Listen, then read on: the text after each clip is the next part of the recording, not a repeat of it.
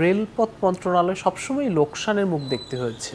আপনার কি পরিকল্পনা আছে আসলে কিভাবে এই জায়গা থেকে উত্তরণ ঘটাবে? আমরা যদি আমাদের লোকোমোটিভ বা ক্যারেজের সংখ্যা বাড়াতে পারি, যাত্রী সেবাটাকে আরও বর্ধিত করতে পারি এবং সেটাকে আমরা সময় টাইমিংটা শিডিউল টাইমটা ঠিক রাখতে পারি, সেক্ষেত্রে এবং সার্ভিসটাকে আরেকটু উন্নত করতে পারি, তাইলে রেল তার জায়গা থেকে ব্যাক করে আসা উচিত। আরেকটা হচ্ছে একটা সময় রেলে প্রচুর পণ্য পরিবহন হতো, যেটার পরিমাণ এখন খুব কমে গিয়েছে। সেক্ষেত্রে আমাদের ওইখানেও লোকোমোটিভের সমস্যা রয়েছে।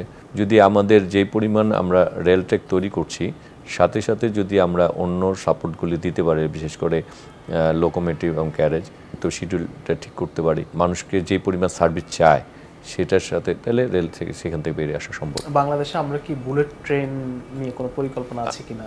আমি একটা ভালো কিছু করব, বিশ্বের সাথে তাল মিলিয়ে চলবো, এটা স্বাভাবিক, এটা আমার ইচ্ছা থাকতেই পারে। সাথে সাথে আমার বাস্তবতাও চিন্তা করতে হবে যে আমার বাস্তবতায় আমার সক্ষমতা একটু কতটুকু, আমার অর্থনৈতিকভাবে কতটুকু মানে স্টেবল। এখন যেটা হচ্ছে যে আগে আমাকে বুলেট ট্রেন, আমাকে dual gauge broad gauge train তৈরি করতে হবে, সেটি করতে আমার কত বছর লাগবে।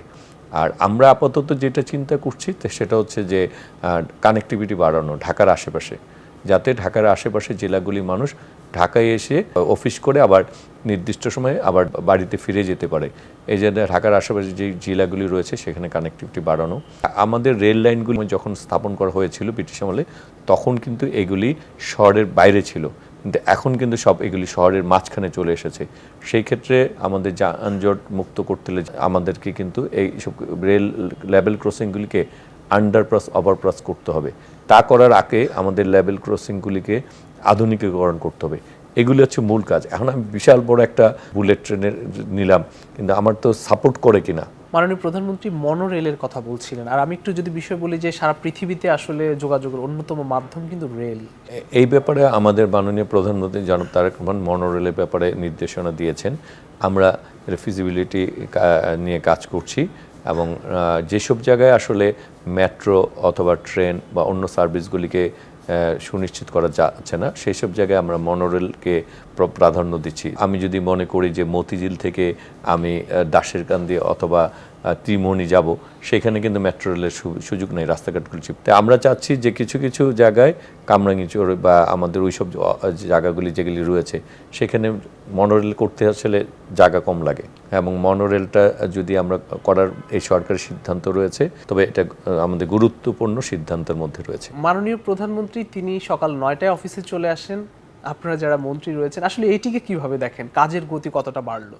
কাজের গতি আসলে মাননীয় প্রধানমন্ত্রী যেটি মানে বিশ্বাস করেন যে অন্যকে দায়িত্ববোধ শেখানোর আগে নিজের সেই দায়িত্ববোধের জায়গায় আসা, এবং তিনি আমাদেরকেও যেমনি বলেন যে আগে নিজেদেরকে সঠিক জায়গায় আসতে হবে, নিজেদেরকে দায়িত্ববোধের জায়গায় আনতে হবে। সেই কারণে উনি নিজে যেমনিভাবে টাইমলি আসেন, শুধু টাইমলি আসেন না, তিনি 9টায় আসেন, কারণ অন্যরা দেখা যায় 5টায় চলে যায়, কিন্তু উনি কাজ শেষ করেন 8টা 9টার সময় রাত্রে। ওনার হচ্ছে মূল কথা হচ্ছে যে প্রতিদিনের যে কাজ প্রতিদিন শেষ করতে হবে, কোনো কাজ যাতে জট লেগে না যায়, যে আজকের কাজ যাতে কালকে না হয়। এই জন্য আমরাও চেষ্টা করি। ওনার সাথে আসলে তাল মেলানো তো সবার আমাদের পক্ষে সম্ভব না, উনি আমাদের চেয়ে অনেক বেশি পরিশ্রমী। তারপর আমরা ওনার থেকে শিখে নিজেদেরকে সেইভাবে তৈরি করছি, চেষ্টা করছি। জনগণই বলতে পারবেন যে আমরা আসলে যত সফলতার উপর নির্ভর করবে যে আমরা কতটুকু কী করতে পারলাম।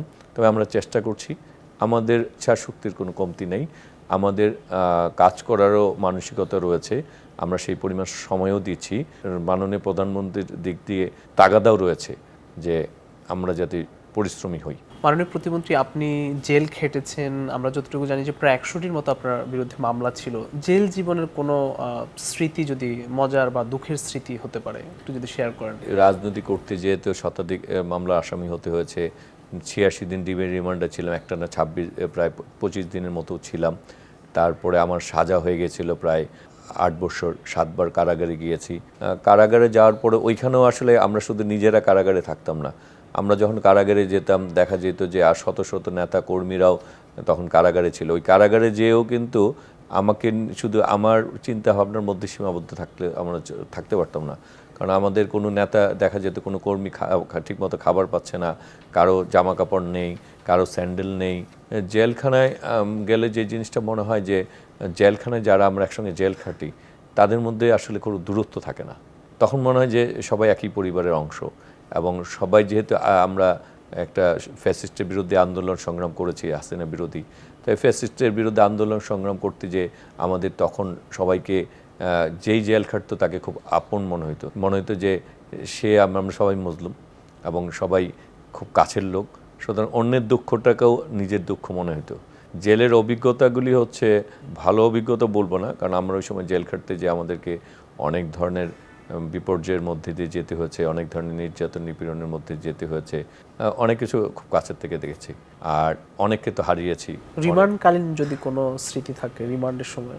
রিমান্ডে আসলে আমরা যে রুমটায় থাকতাম সেই রুম 12 জন 24 জন থাকা যেত, কিন্তু সেই রুমে আমরা কখনোই 40 জন 45 জন 48 জনও থেকেছি। একটা অংশ দাঁড়িয়ে ছিল, আরেকটা অংশ বসে ছিল, তারপরে এইভাবে থাকতাম। আমাদের একটাই ওয়াশরুম ছিল, ওই ওয়াশরুমের দরজাটাও মানে লাগানো যেত না। আবার যেই রুমে আমরা থাকতাম সেই রুমে কোনো ফ্যান ছিল না, বাইরে একটা টেবিল ফ্যান দেওয়া হতো, সেটার আবার ঢাকনা ছিল না, বিকট আওয়াজ করতো। আসামিদেরকে সারা রাত বিভিন্ন ধরনের অত্যাচার করা হতো, সেগুলি আমরা সারা রাত দেখতাম। একটা সময় কোন সময় ক্লান্ত হইতে হইতে হয়তো বা বসে বসেই ঘুমিয়ে পড়তাম। আবার অনেক সময় দেখা যেত যে একজন ছিনতাইকারী আসছে, সে এসে বলতো যে এই গারো দেশে থাকবে না, তখন পুলিশকে দেয় যে এরা রাজনীতি করে, এরাই এখানে দিনের পর দিন সপ্তাহের পর সপ্তাহ থাকতেছে, মানে ছিনতাইকারীও থাকতে চাইতো না সেখানে, আমাদেরকে হয়তো বা থাকতে হইতো অনেক দিন।